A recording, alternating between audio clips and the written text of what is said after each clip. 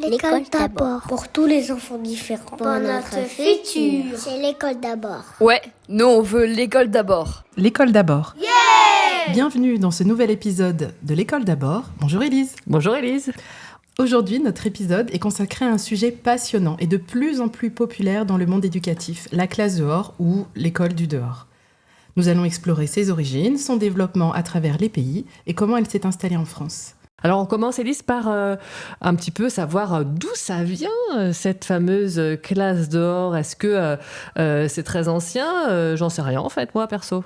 Alors, l'idée d'amener les élèves en plein air pour apprendre n'est pas nouvelle. Elle remonte au début 20e dans les pays nordiques, notamment toujours les pays nordiques, effectivement, Danemark, Suède. Et la classe dehors s'est implantée pour des raisons pédagogiques et sanitaires. Ah bon, sanitaire? Oui, sanitaire. L'industrialisation, fin du 19e, les trains à vapeur, toutes les industries de charbon qui polluent énormément. Et donc, les pays nordiques, notamment les Danois, se disent « Ah là là, les environnements sont trop pollués, il faut faire quelque chose, nos enfants ne peuvent pas vivre comme ça. Qu'est-ce que l'on peut faire ? Eh bien, les reconnecter à la nature, leur éviter cet environnement pollué. Et c'est ainsi qu'ils ont créé l'école du dehors, connue sous le nom de, Élise, tu me reprends si jamais je me trompe, Udeskoler. Je pense que ça se dit Udeskoler. Voilà, c'est mieux. Qui sont apparus dans les années 50. Et après, donc, il y a eu le modèle suédois, alors avec le nom Skogsmule. Bon, je dis ça, mais en fait, ça se trouve, ça se prononce pas du tout comme ça. Mais je pense que oui. Et donc là, c'était une approche où les jeunes enfants découvraient la nature en suivant un personnage imaginaire qui vivait dans les bois. Alors ensuite, le concept de vie en plein air qui se dit Friluftsliv, donc free, libre, luft, l'air, sleeve, vie, s'est imposé dans la culture nordique pour permettre d'associer le bien-être et l'apprentissage en plein air. Alors je rebondis tout de suite sur une petite expérience personnelle parce que qui dit classe dehors ne veut pas dire activité absolument pas préparée et on laisserait les enfants juste jouer dans la nature, parce que moi j'ai vécu, figurez-vous, dans les années 80 en Belgique et dans d'autres pays d'ailleurs de l'Union européenne. Et en Belgique, je participais l'après-midi, tous les après-midi à l'école élémentaire, à ce qu'ils appelaient à cette époque-là l'étude du milieu. Et donc j'avais des cours, certes le matin, mais c'était quand même très restreint, donc notamment jusqu'en classe de CM1.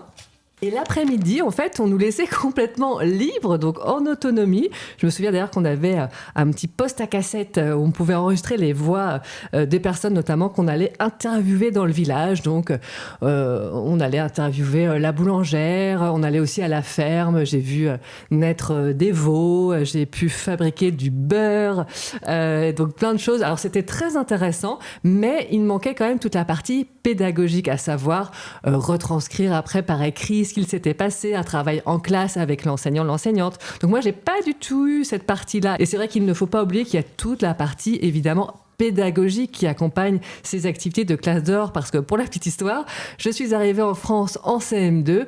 Au bout de 3 semaines, mes parents ont été convoqués par l'enseignante qui a dit à mes parents que je ne savais ni lire ni écrire, donc en CM2. Voilà pour la petite anecdote. Alors dans d'autres pays, Élise, comment ça s'est répandu ? Les autres pays, n'oublions pas l'Allemagne, avec les Waldkindergarten, jardins d'enfants en forêt, puis les pays anglo-saxons, comme le Royaume-Uni, les États-Unis, avec les forest schools, vous avez dû en entendre parler. N'oublions pas également la Suisse, avec la psychologue et professeure Sarah Vauquier, qui a beaucoup été à l'initiative de Classe dehors, qui a écrit des livres qui sont très, très intéressants. Enfin, au Japon, ce n'est pas à proprement parler les classes dehors, mais se sont développés les bains de forêt, Shinrin-yoku. Et ils ont été reconnus comme une pratique thérapeutique préventive par le milieu médical. Alors moi, j'avoue que j'ai très très envie d'essayer les bains de forêt. Je ne sais pas s'il faut aller vraiment jusqu'au Japon pour les tester. Ah, je l'ai testé dans le bois de Vincennes. Vous pouvez faire des câlins aux arbres avec toute votre classe. Il y a des chênes qui sont centenaires. C'est vraiment très très apaisant. Ça a des vertus anti-stress. Et on a une vraie reconnexion à la nature. Alors vous me direz, pourtant, le bois de Vincennes, c'est pas non plus extraordinaire. C'est pas la plus grande forêt de tous les temps. Mais pour des enfants citadins qui sont très peu connectés à la nature, Eh bien, c'est un vrai avantage. Et puis, j'en discutais avec les parents qui me disaient que, effectivement, quand ils partaient chez leurs grands-parents, c'était peut-être à la campagne, mais des promenades en forêt, c'est très, très rare. De plus en plus rare qu'ils en fassent. C'est un milieu qu'ils ne connaissent pas nécessairement. Et pourtant, c'est vraiment, vraiment intéressant pour, justement, ces vertus anti-stress et puis pour le réveil des sens. Donc ça, c'est justement une activité vraiment à conseiller aux familles aussi. Ah oui, oui, oui. Alors maintenant, abordons évidemment l'école du dehors en France. Donc en France, comment ça s'est développé ? Est-ce que effectivement c'est tout récent ? Parce que moi j'ai l'impression que c'est quand même assez récent, mais ça ne l'est pas, c'est ça ? Même en France, la pratique est ancienne, début 20e. Pensez à Célestin Freinet, Lucien Gachet, qui est moins connu. Imaginez-vous, c'est le contexte après la Première Guerre mondiale. Donc c'est vraiment un contexte après-guerre, où il y a eu des millions et des millions de morts. Tous sont traumatisés, enfants comme adultes. Vous vous souvenez de cette phrase ? C'est la der des der, c'est plus jamais ça. Ils prônent ça, le plus jamais ça. Donc, imaginez, les enseignants se disent comment est-ce qu'on va pouvoir agir là-dessus ? Qu'est-ce que l'on peut créer ? C'est là que l'éducation nouvelle, qui était née fin 19e, va prendre de l'ampleur. Et ils vont se questionner sur la façon dont on a instruit les écoliers jusque-là. L'objectif, c'est d'arrêter de faire des élèves des moutons et d'en faire des citoyens éclairés, fraternels et respectueux des uns des autres. Pour revenir à Célestin Freinet... C'est le grand pédagogue des méthodes Freinet, c'est ça ? Oui, c'est ça, D'accord. exactement. Ce grand pédagogue a notamment mis en place, avec Lucien Gachet, ce qu'il appelait les classes promenades. Donc, tu en as parlé tout à l'heure, Élise, de ces classes promenades, sauf que lui, il faisait un lien entre le dehors et le dedans. Une fois de retour de ces classes promenades, il en parlait en classe. Il en faisait des écrits avec les enfants. C'est pas juste on se promène pour se promener. On en retire des leçons, on en retire des enseignements. Il parlait de ces classes promenades comme la leçon de la nature et de la vie, et non plus la leçon des livres. Ces classes promenades ont perduré pendant tout le XXe siècle dans les classes coopératives. Mais c'est vrai que la pratique était peut-être plus ou moins connue du grand public. Il y a eu un regain d'intérêt dans les années 2000 et de nouvelles initiatives commencent à apparaître, influencées toujours par les modèles nordiques et aussi par les préoccupations environnementales. C'est vrai que c'est étonnant parce que dans plein de domaines, finalement, les pays du Nord nous inspirent beaucoup, quoi. Et puis ensuite, dans les années 2010, l'intérêt donc a grandi, et en particulier dans les zones rurales avec un objectif précis.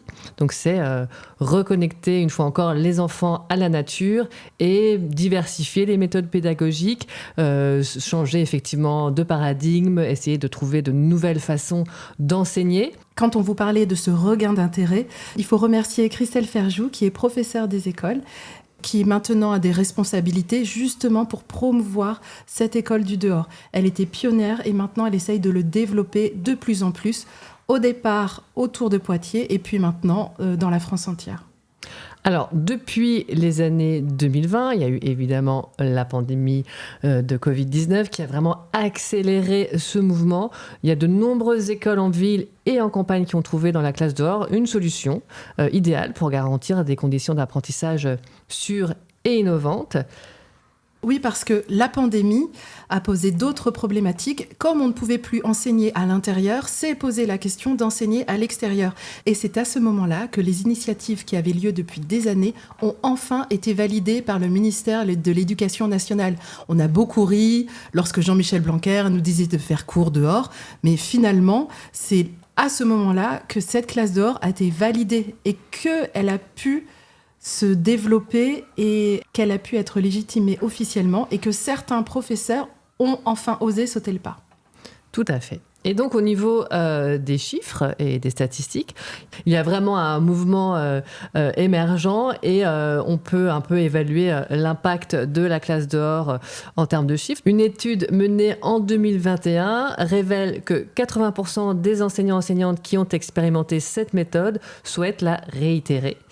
Et des recherches internationales, cette fois, montrent que les élèves participant à des cours en extérieur sont en moyenne 25% plus actifs. On en parle parlera après des bienfaits de la classe dehors, mais c'est vrai qu'on imagine bien que les enfants bougent beaucoup plus quand ils peuvent avoir des activités en extérieur. Dans les pays nordiques, alors là c'est quand même assez impressionnant, il y a jusqu'à 25% des écoles qui pratiquent la classe dehors régulièrement. Le Royaume-Uni, lui, a vu un fort essor des classes en plein air, notamment après la pandémie. Alors j'imagine que les enseignants-enseignantes attendent ça avec impatience, c'est de savoir quelles activités on peut mettre en place, et puis aussi après, évidemment, à la maison. Alors Élise, est-ce que tu peux un peu nous détailler comment, parce que toi tu pratiques la classe dehors, alors comment tu t'organises ? Alors, déjà, n'attendez pas de trouver le lieu idéal avant de vous lancer. Il n'existe pas, vous ne le trouverez pas, ce n'est pas possible. Je le dis en riant, mais lorsque j'ai fait partie du groupe de réflexion classe dehors à l'Académie de Paris, on s'est beaucoup posé cette question. Est-ce qu'il existe ce lieu idéal ? C'est compliqué à Paris, c'est une grande ville, comment est-ce qu'on peut faire ? On s'est dit, bon, le postulat, c'est qu'il n'y a pas de lieu idéal. Donc, on trouve un lieu et qu'est-ce que l'on peut faire avec ce lieu ? Ça peut être une cour de récréation, ça peut être un parc urbain, un champ, une forêt. Chaque lieu a ses avantages et ses inconvénients. Par exemple, l'avantage de la cour de récréation, vous n'avez pas besoin de parents qui vous accompagnent. L'avantage de la forêt, ça va être un côté un peu plus nature. Vraiment, il faut que vous fassiez à chaque fois le ratio avantage-inconvénient. Pour le côté pratique et administratif, vous pouvez vous renseigner sur le site Canopé qui vous indique toutes les démarches à effectuer. Il est vraiment très très intéressant ce site. Elles sont différentes si le lieu est public ou s'il appartient à un propriétaire privé. Ces sorties sont préparées, c'est ce que tu disais tout à l'heure. On ne sort pas juste pour sortir, il faut que vous les prépariez en amont. Il faut que vous alliez voir le lieu avant d'y emmener vos enfants. Lorsque vous le faites, d'ailleurs je suppose que vous le faites pour toute sortie que vous effectuez avec vos élèves. Alors c'est vrai que c'est pas toujours évident, on n'a pas toujours le temps effectivement d'aller visiter en amont notre lieu de sortie, mais penser à des choses pas très agréables. Mais c'est vrai qu'il y a par exemple des parcs où finalement quand on y va seul en amont, on se rend compte qu'on trouve des seringues, d'autres objets indésirables et que c'est peut-être finalement pas ce lieu-là qu'on va choisir in fine. Pour revenir sur les avantages et les inconvénients de certains lieux, pensez que les espaces qui sont publics, ce sont des espaces qui sont partagés. Donc, ce que tu disais tout à l'heure, on n'est pas les seuls à investir ce lieu. Donc, il va falloir penser votre relation avec les adultes les adultes et autres personnes qui peuvent aller dans ce lieu. Il faut être très, très clair.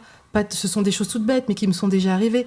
Bien préciser qu'on ne prend pas aux photos les enfants. Enfin, que les adultes qui se promènent ne prennent pas les enfants en photo parce qu'ils les trouvent trop mignons. D'autre part, si à côté de vous, un groupe de personnes fume, vous pouvez leur demander de se mettre un peu plus loin si vous avez commencé à faire votre atelier. N'hésitez pas à aller parler aux adultes qui viennent. Vous êtes garant de la sécurité de votre groupe d'enfants. À ce propos, vous serez bien plus tranquille l'hiver que l'été. Il y a beaucoup moins de monde dans les parcs, dans les forêts. Donc vraiment, moi, je conseille l'hiver et les jours de pluie. N'hésitez pas. Oui, parce que là, je rebondis tout de suite. J'entends souvent des personnes, des enseignants évidemment aussi, beaucoup, dire « Ah, mais c'est en fonction quand même de la météo ». Est-ce que ce principe de météo est utile ? Le seul moment où vous ne sortirez pas, c'est lorsqu'il y a une vigilance, une alerte émise par le site météo. Sinon, jour de pluie, jour de grand froid, vous sortez.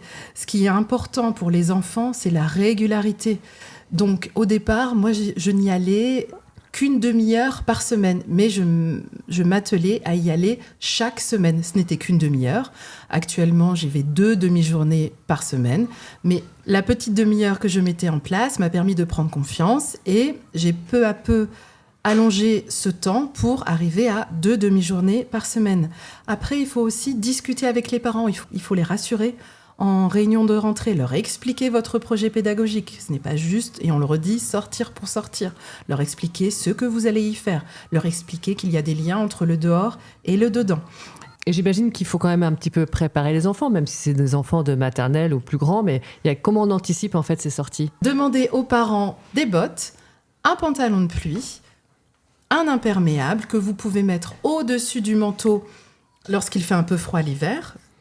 Les jours d'été, n'oubliez pas la casquette, la crème solaire. Enfin, vraiment, il faut penser toute situation. Jour de grande chaleur comme jour de grand froid. Tout à l'heure, je parlais de la régularité. Lorsqu'il fait très très froid, je vais quand même sortir, mais effectivement, je vais sortir moins longtemps et je vais prévoir des activités en fonction de la météo. Donc, ça va être plus d'activités physiques. Les enfants doivent être bien couverts, les parents aussi. Donc, il faut prévenir les parents qui vous accompagnent que l'escarpin jupe, c'est pas terrible. Qu'il faut prévoir des bottes aussi pour les parents et puis un manteau imperméable. Et comment on transporte tout ce matériel ? Le chariot ou alors le caddie, ça dépend. Oui, il faut quelque chose qui roule, c'est quand même assez pratique. Et n'oubliez pas, tu parlais de la préparation en amont avec les élèves, donc il y a l'équipement matériel, mais il faut penser aussi à préparer mentalement les enfants. Et moi, dans le cours de l'année, les enfants vont me proposer des activités, ils vont me dire, ou alors ils vont me proposer le matériel parce qu'ils ont déjà anticipé ce qu'ils aimeraient faire pendant leur temps de jeu libre en classe dehors. Donc, ils vont me dire, est-ce qu'on pourra emporter de l'aquarelle parce que je sais que les tulipes ont poussé et que j'aimerais les peindre. Vous voyez, ce qui est très intéressant, c'est de responsabiliser des petits groupes d'enfants.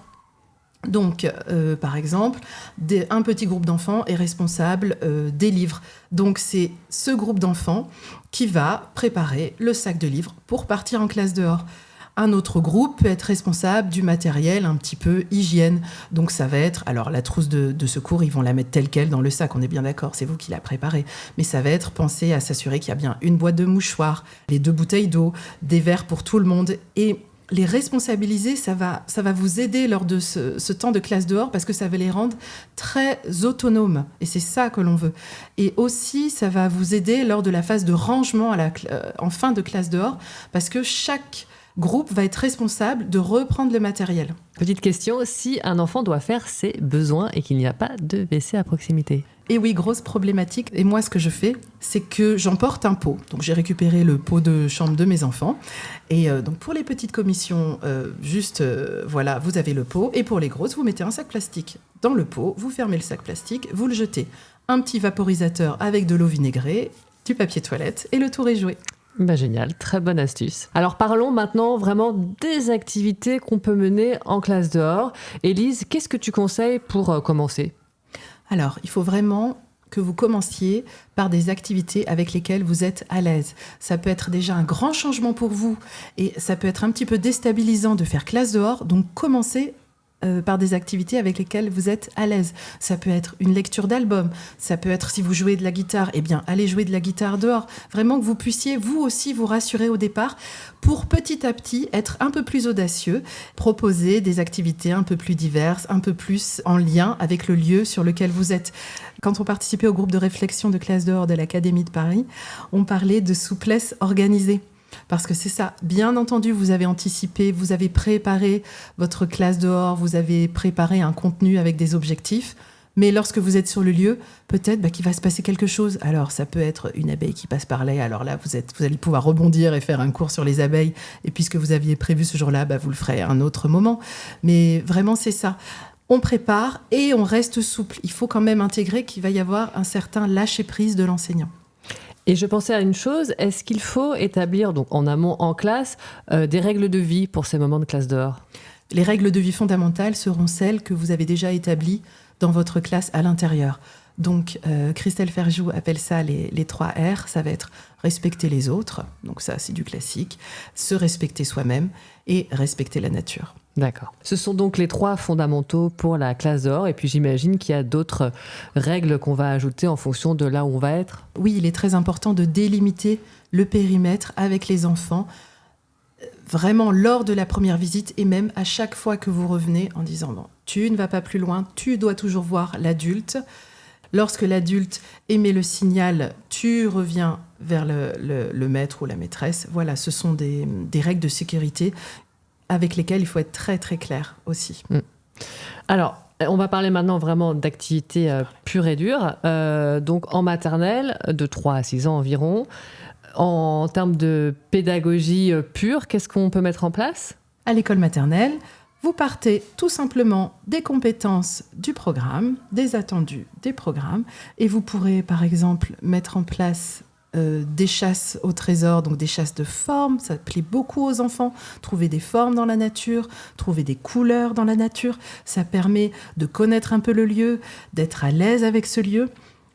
Au début, vous allez proposer beaucoup d'activités, puis vous allez voir après, ils vont réinvestir ce que vous faites et ils vont le réinvestir en classe également. Ce qui est intéressant, c'est lorsque les enfants sont dehors, ils vont avoir moins d'a priori sur ce qu'on va leur apprendre. C'est moins scolaire. Et donc, pourtant, ils vont compter des cailloux, ils vont compter des feuilles, ils vont ranger les feuilles de la plus petite à la plus grande et ils ne vont pas s'apercevoir qu'ils sont en train de faire des mathématiques. C'est ça qui est intéressant, notamment avec les enfants qui sont les plus en difficulté. Il est intéressant de les alpaguer, entre guillemets, par là. Moi, je me souviens d'un enfant qui a voulu commencer à encoder à 4 ans le mot Jacinthe, parce que, alors, c'était l'un des plus difficiles avec les sons complexes, mais il s'est dit non, moi je veux commencer à écrire et je veux écrire le mot Jacinthe. Et ben ça a été un déclic et ça lui a permis de commencer à encoder certains mots. Bref, donc ça peut être... Qu'est-ce que ça veut dire encoder ? Qu'est-ce que ça veut dire ? Ça veut dire écrire phonétiquement. Quand l'enfant commence à comprendre que le M de maman, il ne se prononce pas M, on dit voilà. Et donc s'il veut écrire Jacinthe, il fait J. Ah, j'entends J, j'écris J, etc., etc. Voilà. Donc, des chasses au trésor de formes, de couleurs, avec les éléments que vous avez sur place. Des explorations sensorielles, donc toucher, vous pouvez travailler sur les écorces des arbres, celles qui sont molles, celles qui sont rugueuses, celles qui sont lisses, c'est vraiment très très intéressant ça. Vous pouvez découvrir les insectes, alors ça dépend des saisons, mais lorsque un enfant se rend compte au fur et à mesure de ces séances que ah tiens, il y a des pucerons, mais il serait intéressant d'avoir des coccinelles parce que les coccinelles vont manger les pucerons.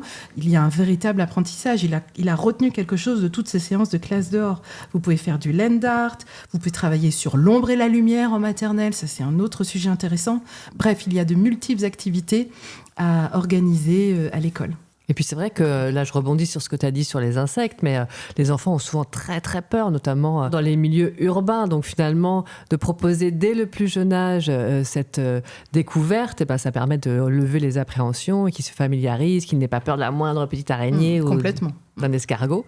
Et puis je repensais aussi à ce que tu viens de dire sur l'apprentissage des mathématiques ou d'autres du langage en allant dehors. C'est valable aussi pour les sorties en famille. Parfois on se rend pas compte et on est en famille, on fait une sortie. Et effectivement, les enfants trouvent des activités de façon complètement naturelle. Et c'est là que vous pourrez voir aussi qu'en fait, vous faites aussi vous-même à la maison des activités finalement quelque part scolaire, mais tout en jouant avec vos enfants ou eux-mêmes, et observez ça parce que c'est très intéressant de voir que les enfants finalement apprennent en autonomie aussi toutes ces compétences. Passons maintenant à l'école élémentaire, donc c'est plus entre 6 et 11 ans, du CP au CM2. Donc là, on est plus sur des cours de sciences avec l'identification des plantes et des arbres. On va étudier les écosystèmes, on va pouvoir même analyser le sol si on est dans une forêt ou sur un talus ou à la mer. On va pouvoir mettre en place des ateliers de mesure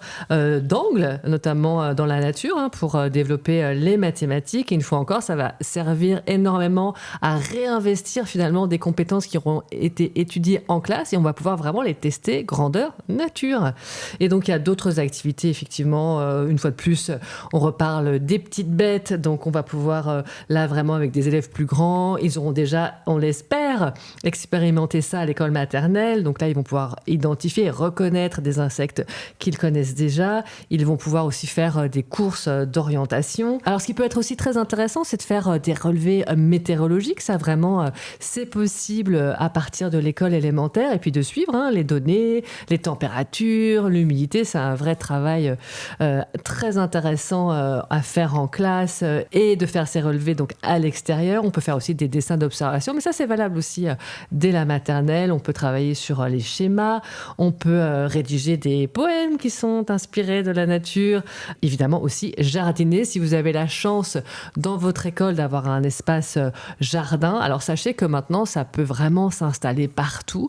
Il y a plein de choses qui existent, notamment les cours oasis, les espaces jardinage dans des petits endroits de la cour de récréation. On installe aussi beaucoup de compost dans les écoles avec la participation des familles. Donc ça, c'est très intéressant. On peut observer la dégradation du compost. On peut ensuite s'en servir pour les plantations à l'école ou en donner aux familles pour qu'ils puissent eux aussi s'en servir pour chez eux. Pour les élèves plus âgés, c'est-à-dire pour les collégiens, les lycéens, les étudiants, vous pouvez proposer des cartographies des espaces verts de la ville, des ateliers de sensibilisation de pollution urbaine, des visites d'écoquartiers. Il y a vraiment beaucoup de choses à faire.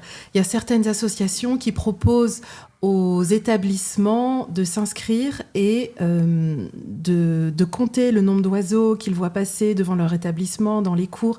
Et ça permet d'évaluer le nombre un peu des différents oiseaux qu'il y a en France selon les régions. Donc il y a les sciences, il y a également l'histoire, parce que l'agriculture a un impact sur nos paysages. Vous allez également pouvoir parler des énergies renouvelables, du solaire, de l'éolien.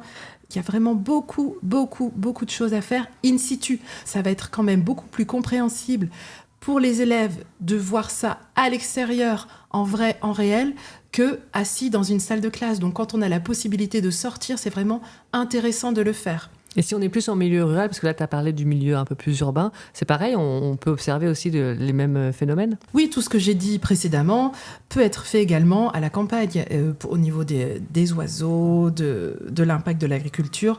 Vraiment, cela peut se faire dans tous les milieux et ce sera vraiment profitable à ces élèves parce qu'il y a des études qui ont été faites.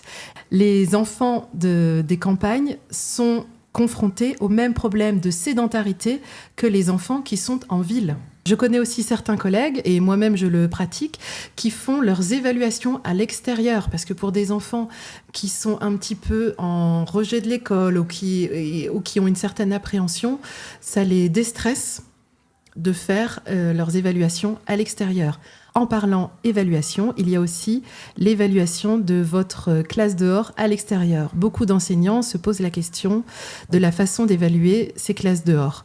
Donc moi, ce que j'ai mis en place, c'est la même chose qu'à l'intérieur.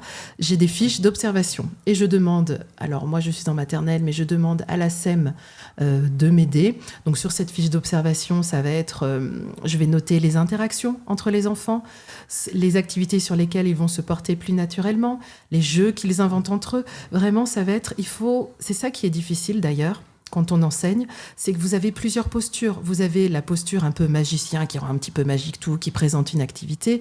La posture j'accompagne l'enfant dans son apprentissage, et la posture aussi, il ne faut pas l'oublier, d'être la posture observateur, observatrice. Vous êtes en retrait, vous êtes en recul pour voir comment interagissent les enfants entre eux et ce qu'ils réinvestissent de ce que vous leur avez appris. Nous avons parlé évaluation, il faut aussi penser à faire du lien entre la classe dehors et la classe dedans. Il faut anticiper avant de partir, et quand vous revenez, vous pouvez mettre en place des dictées à l'adulte pour les plus jeunes. Dictées à l'adulte, ça veut dire que l'enfant ne sachant pas encore écrire et lire va vous dicter et vous allez écrire pour lui. Et petit à petit, il va apprendre les codes de l'écrit. Pour les plus âgés, vous pouvez leur proposer des productions d'écrits. Vous pouvez créer des livres numériques à partir de photos qui vont être légendées par les enfants. C'est très important aussi de parler de ce que l'on a fait dehors à l'intérieur, parce que Christelle Ferjou parle de situation de distanciation. Les enfants vont expliquer ce qu'ils ont fait, ils vont décrire ce qu'ils ont fait. Et on n'est plus seulement là dans le faire, on est dans « j'explique ce que j'ai vécu, je représente ce que j'ai vécu ». Et c'est vraiment important pour les élèves de se distancier.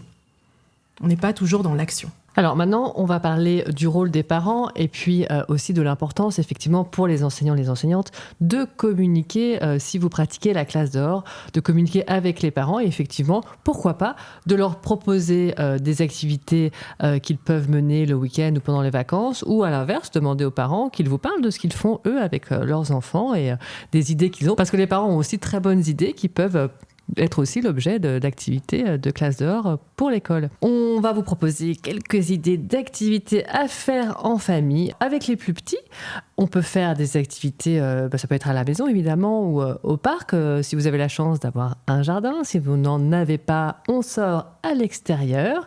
Mais en amont, on peut créer des mini-chasses au trésor pour chercher des feuilles, des pierres, des fleurs, les trier par forme ou par couleur. Là, ça rejoint exactement ce que tu disais, Élise, sur les activités qu'on fait en maternelle à l'école, en classe dehors. On peut organiser des balades, comme on disait, et puis observer ce qu'on voit, faire des photos. Le téléphone portable, il peut aussi servir à ça, faire un petit reportage photo de la balade en forêt.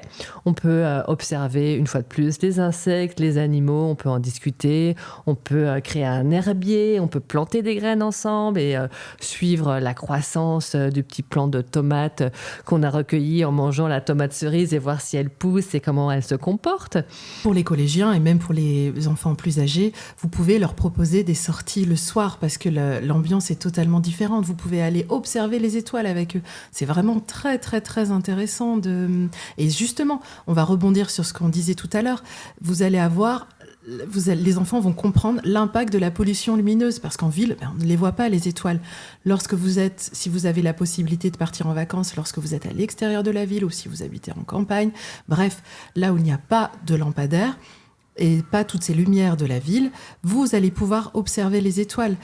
Et notamment pour les collégiens et les étudiants, vous pouvez aussi leur expliquer que c'est la raison pour laquelle certaines collectivités publiques ont décidé d'éteindre les éclairages la nuit. Vous voyez, vous faites toujours un lien entre la nature, les sciences, les politiques publiques. Il y a vraiment beaucoup de choses à faire, à expliquer aux enfants.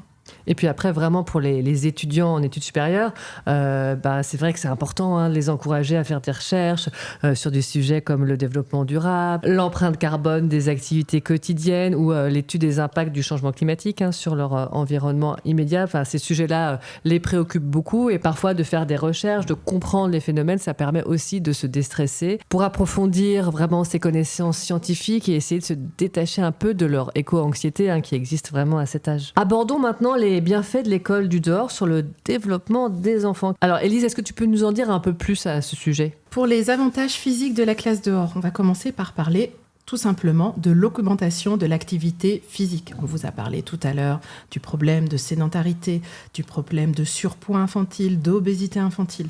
Bien, à l'extérieur, naturellement, les enfants vont plus bouger. Ils vont grimper, ils vont explorer, ils vont courir, ils vont sauter. Les enfants ne sont plus contraints par l'espace classe. Ils ont, même si le périmètre est établi, ils ont un grand espace qu'ils vont explorer, qu'ils vont investir. Les enfants vont développer leur motricité globale. Les enfants qui participent à des classes en plein air sont en moyenne 25% plus actifs que ceux qui restent en classe.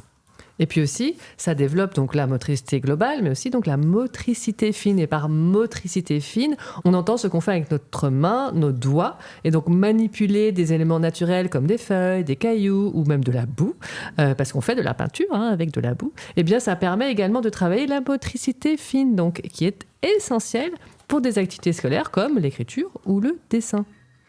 Les enfants qui sont dehors sont naturellement plus exposés à la lumière naturelle. Et cette exposition régulière à la lumière du jour améliore la synthèse de vitamine D, qui est essentielle pour la santé des os et le système immunitaire. Elle est aussi bénéfique pour le cycle veille-sommeil des enfants. Vous l'avez sûrement remarqué, un jour où les enfants se sont dépensés toute la journée dehors, quand ils rentrent le soir à la maison, ils s'endorment facilement, sans difficulté, et ils ont un vrai sommeil, un meilleur sommeil. Donc, plus de repos et plus d'énergie pour les apprentissages le lendemain. Alors, au niveau aussi du renforcement du système immunitaire. Et là, je voudrais rebondir sur les parents qui sont parfois inquiets et qui nous disent « Oh là là, mais il ne faut pas qu'ils sortent aujourd'hui, il fait trop froid, ils vont attraper froid, ils vont avoir un rhume. » Alors ça, c'est une légende urbaine. On n'attrape pas de maladies, de virus en allant dehors, bien au contraire. Mais par contre, le phénomène qui se produit, c'est que quand il fait froid, on reste plus à l'intérieur, dans des espaces souvent très chauffés, et là, les virus se développent et se transmettent. Et effectivement, après, si on va dans le froid, ça n'aide pas, ça demande beaucoup de ressources en calories, ça n'aide pas à guérir par contre. Mais dans les pays d'ailleurs nordiques, souvent on voit des bébés dans les bras de leurs parents qui sont par exemple pieds nus, parce que ça stimule le système immunitaire et au contraire, ça permet justement d'éviter les virus, les rhumes. Donc les enfants dehors n'attrapent pas plus de virus. Au contraire, et ils sont d'ailleurs aussi en contact avec des micro-organismes naturels et ça va stimuler leur défense immunitaire. Et donc, cette exposition contrôlée à des environnements naturels renforce leur capacité à combattre les infections et améliore leur santé de façon globale. Je rebondis sur ce que tu disais. À l'étranger, il existe des crèches en extérieur. J'ai vu des vidéos d'enfants qui faisaient la sieste dehors dans la neige. Et alors, plus proche de nous, au Royaume-Uni, j'ai ma meilleure amie qui a mis son enfant en crèche à l'extérieur. Et c'est d'ailleurs ça qui a été le déclic chez moi. Et c'est comme ça que j'ai commencé la classe dehors. Parce que je me suis dit, c'est une personne sensée qui met son enfant de 6 mois en crèche à l'extérieur. C'est qu'il doit y avoir un bienfait. Il doit y avoir des bienfaits.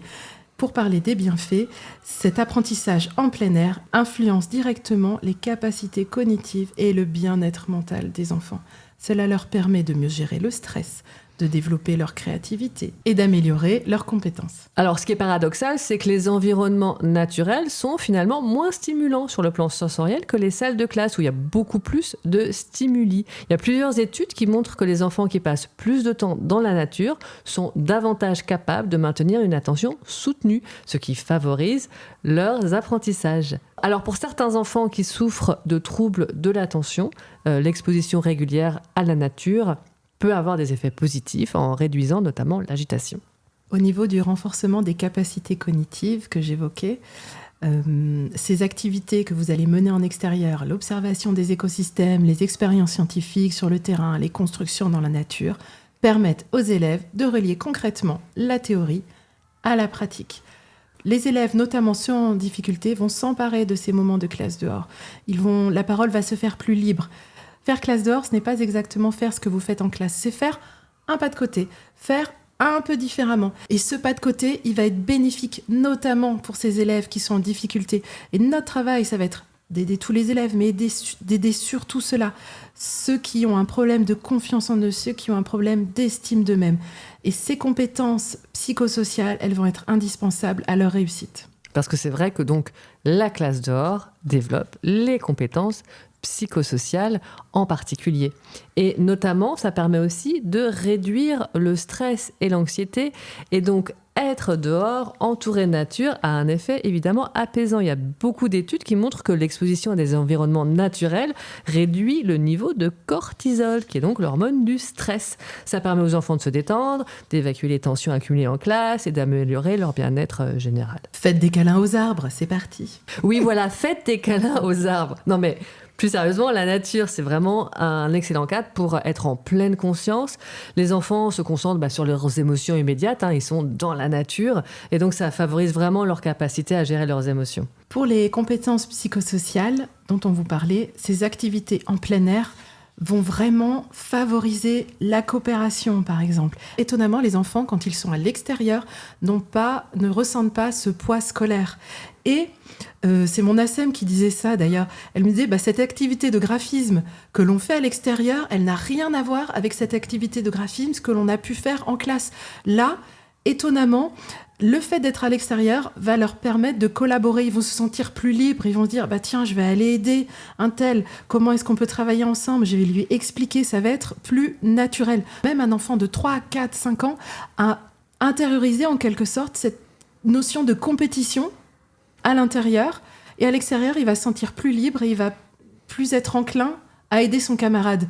En tant que parent, n'hésitez pas à valoriser votre enfant lorsqu'il en aide un, ou même lorsqu'il s'inspire d'un autre. J'explique à mes enfants et à mes élèves que ce qu'ils appellent recopier sur quelqu'un, ce n'est pas recopier, c'est s'inspirer d'eux. Et c'est parce que la personne en face a fait quelque chose d'intéressant que j'ai envie de m'en inspirer pour refaire soit la même chose, soit m'en inspirer pour faire autre chose, aller plus loin, ou vraiment c'est ça, c'est s'inspirer des autres qui est intéressant. Et donc finalement, c'est effectivement développer l'autonomie, développer la coopération qui sont vraiment la base des compétences psychosociales pour justement créer l'empathie chez nos élèves et ce, dès le plus jeune âge. Alors parlons un petit peu aussi tout simplement des enjeux écologiques, environnementaux. Évidemment, l'école du dehors favorise une sensibilisation environnementale chez les enfants et ça permet de développer vraiment un respect pour la nature et d'adopter des comportements écologique. Je le dis toujours, on ne peut pas demander aux enfants de protéger, de respecter la terre s'ils en ont peur. Parce que ça fait quelques années que j'emmène les enfants en classe verte, et je me suis rendu compte que certains élèves ne voulaient pas s'asseoir dans l'herbe parce qu'ils avaient peur de l'herbe, ils avaient peur des petites bêtes qui auraient pu y avoir dedans. Et je me suis dit finalement, c'est super de les amener en classe verte, c'est un bon début, mais ce n'est pas suffisant. C'est cette régularité dont on vous parlait tout à l'heure qui va être intéressante et qui va permettre aux enfants de changer leurs habitudes, d'adopter un autre comportement. Et là, ils vont commencer à s'intéresser à la nature et petit à petit à la respecter. Et donc c'est vrai que ce qu'on veut, c'est éveiller leur conscience écologique à long terme. Et on sait que les enfants qui grandissent en passant du temps dehors deviennent souvent des adultes beaucoup plus soucieux de l'environnement. Ils sont plus conscients de l'importance de la biodiversité et des impacts humains sur la planète. Et donc ça peut forcément influencer positivement leur choix de vie future et de vie d'éco-citoyens. Donc c'est vrai que l'objectif final de la classe dehors, alors c'est bien évidemment les compétences psychosociales d'une part, et c'est aussi évidemment que nos élèves deviennent les futurs éco-citoyens de notre planète. En conclusion, l'école du dehors, c'est bien plus qu'une simple méthode à la mode, alternative. Allez, ça y est, tout le monde dehors. Non. Si on vous prône l'école dehors, c'est parce qu'elle a vraiment des avantages concrets, tant sur le plan physique que sur le plan mental, le plan social, le plan émotionnel des enfants. C'est vraiment très, très intéressant. Elle leur permet de se reconnecter à la nature, d'améliorer leur bien-être général et d'encourager les comportements respectueux de l'environnement. Ce qui est intéressant, c'est qu'il y a une continuité entre ce que l'on fait en classe et en famille. Et vous allez vous rendre compte que ces possibilités d'apprentissage en plein air, elles sont nombreuses et c'est à tout âge. De 0 à 99 ans, ou même plus d'ailleurs, si vous avez la chance, évidemment, puisque vous vivez dehors, vous allez vivre plus longtemps. Évidemment. CQFD. Alors nous arrivons sur la fin de cet épisode donc consacré à la classe dehors ou école du dehors. On espère que cet épisode vous a plu. Si c'est le cas, surtout likez sur YouTube, si vous nous écoutez sur YouTube le podcast, ou mettez-nous des avis sur les différentes plateformes d'écoute. Et puis, on se retrouve vite. Vous pouvez aussi nous retrouver sur notre compte Instagram, Les Élises. On y publie des mots d'enfants rigolos, mais surtout, on suit la classe d'Élise avec ses élèves de petite et moyenne section en activité de classe dehors. Alors que ce soit pour les enseignants, enseignantes ou pour les parents, vous pouvez y trouver plein d'idées à reproduire et surtout, vous les voyez en vidéo. Et nous, on vous dit à très bientôt. À bientôt.